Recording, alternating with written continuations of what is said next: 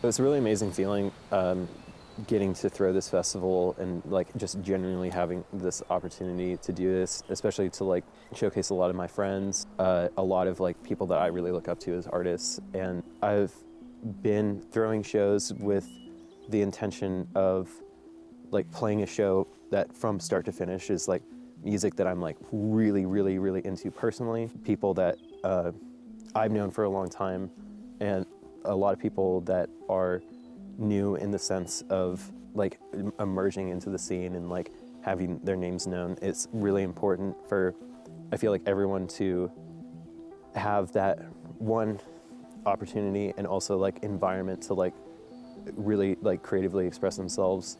He's constantly sending me underground artists or his friends' music that he thinks absolutely insane, and we just wanted to give some people recognition that we think deserved it. What do you guys think of the stage design and the idea? I love it. It's gonna be crazy. Do you think that will translate to like other artists?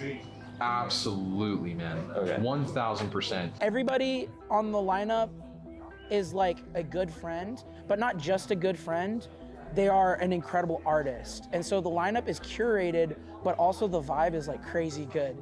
I think it's the most like unique, well-rounded, clearly like from a musician's perspective curation. Like this is a festival for the people who are playing the festival as well as the fans. My main priority for fan experience in general, like first and foremost, it sounds a little corny, but it is just safety.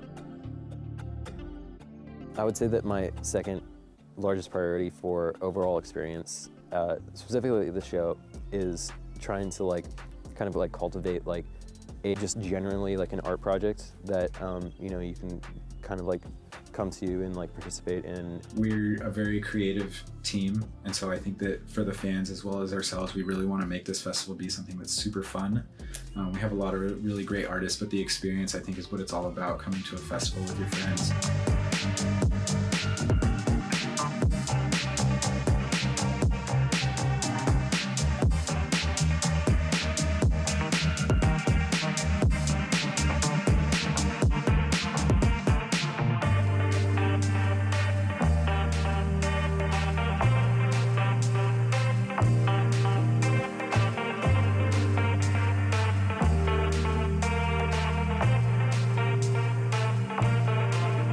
My main goals for summoning of the Eclipse was to create a unique experience, increasing it to a higher scale to where more people can experience it each year. My album and just general themes of this project all deeply tie into this festival specifically, mainly because it's like the real time way of trying to like tell this story of like specifically like Voyd 2. It's called like Summoning of the Eclipse, and like we're doing, you know, these big drone shows. In that sense, it's like kind of taking people on a path that they would visually get to experience the album and the art in real time. With the name like Summoning of the Eclipse and all the themes that we kind of envelop in our dark world, I felt it only fitting to create some sort of place of communion. And so when working with our drafter, Justin Casey, I made that very evident that we wanted to work with shapes that you'd usually see in like a cathedral or a church. be looking to go like wall-to-wall video. And then this would be bent in the whole way. Cody's idea with the holes is to try and get like the laser mapping from both sides. So you create kind of like a three-dimensional cube in on itself. The outside would be the hanging rectangle IMAX all on their own.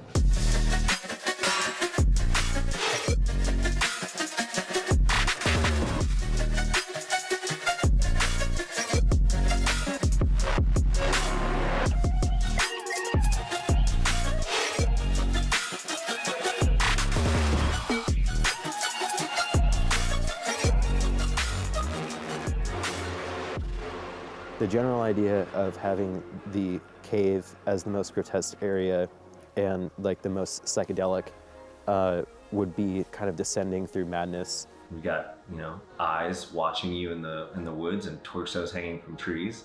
And it all started from just an idea to put a man in a mask. I find a lot of my inspirations are coming from watching people do their work and seeing different ways that they do their work.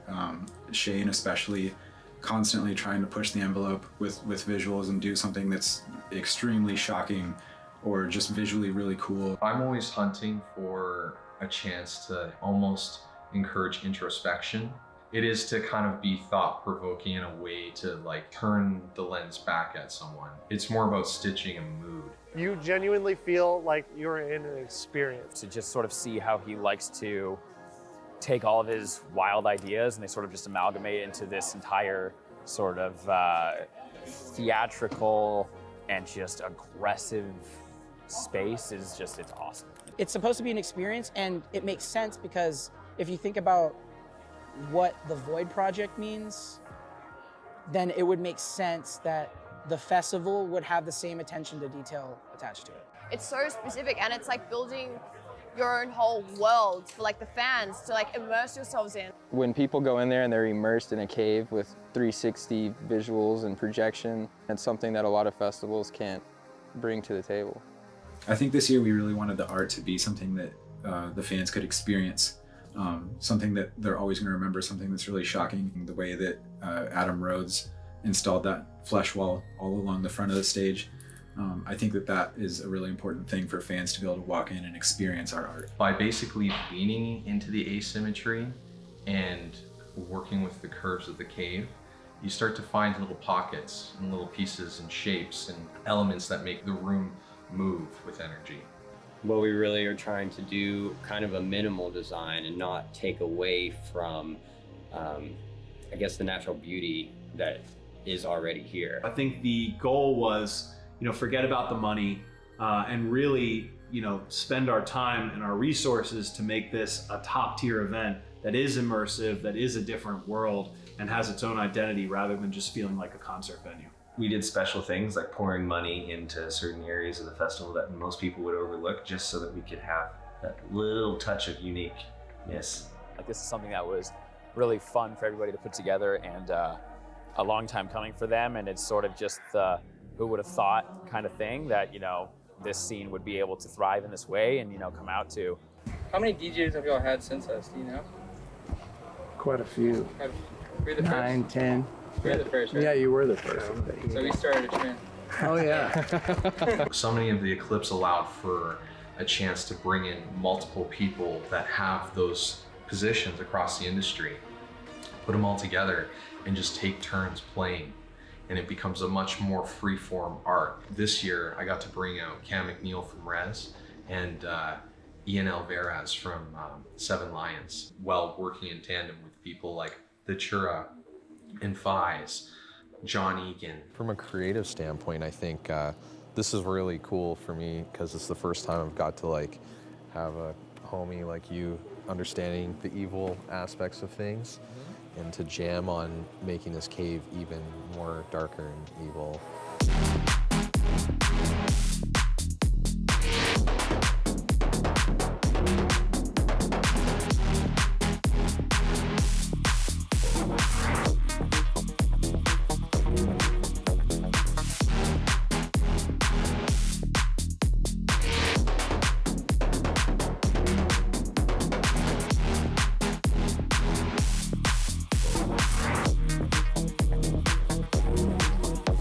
It's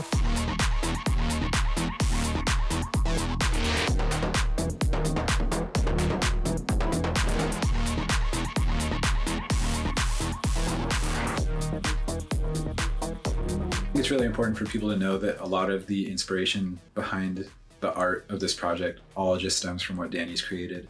His music is so powerful and so inspirational that a lot of the ideas that I've gotten have come just directly from me sitting and listening to his albums. And what he's able to write into music and have that express out and everyone's able to see it and feel it, I think is something that's really important. He just wants to step it up to a level that most other people have no desire to even reach.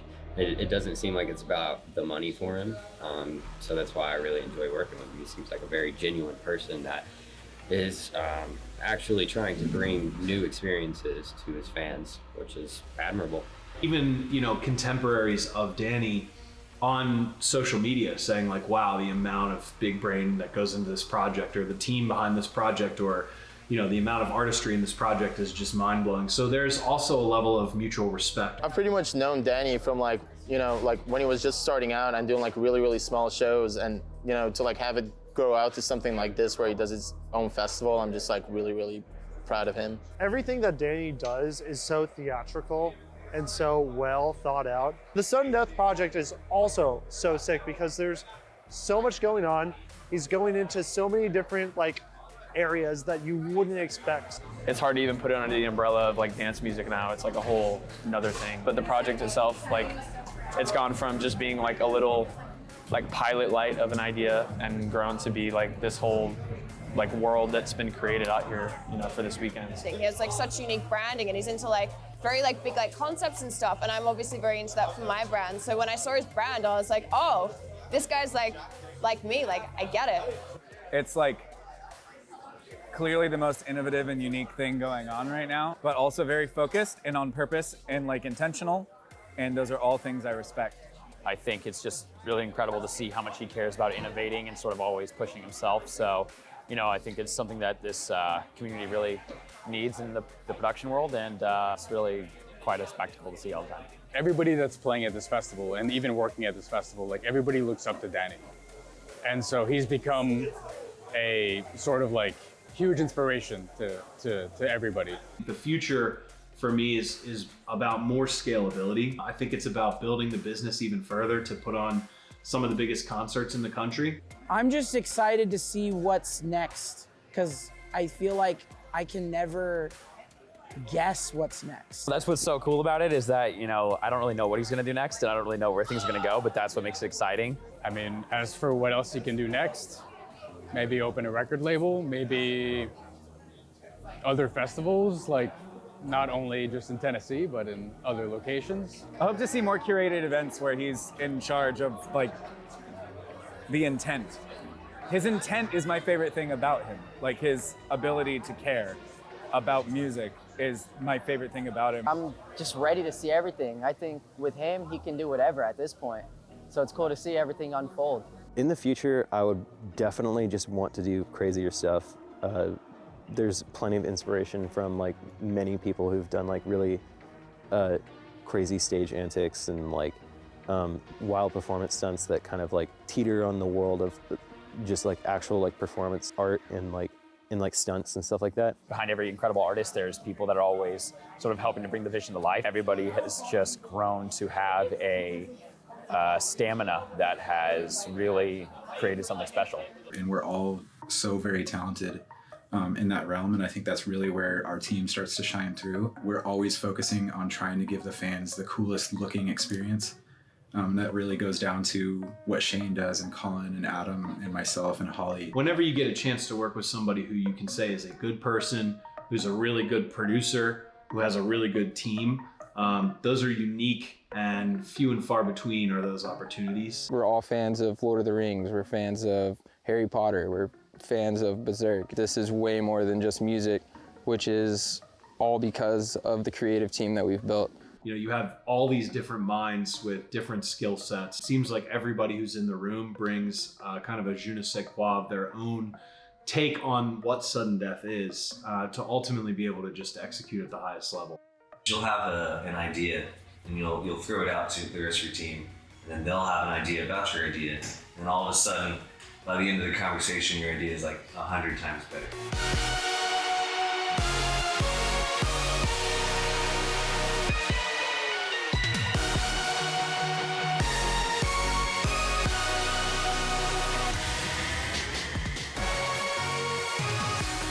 Our team has always been very close-knit. We've always been a small, very small family, and I think a lot of people don't get to see that part of us.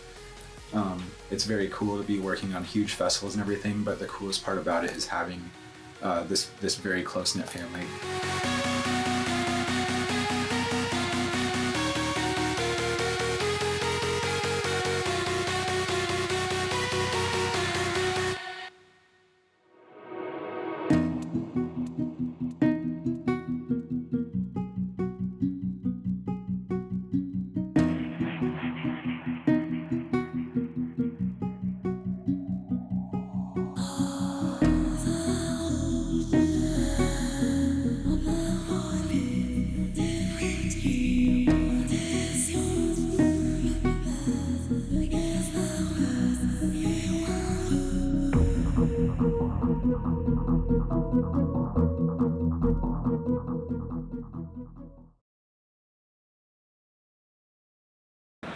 So here was what we have, a good old,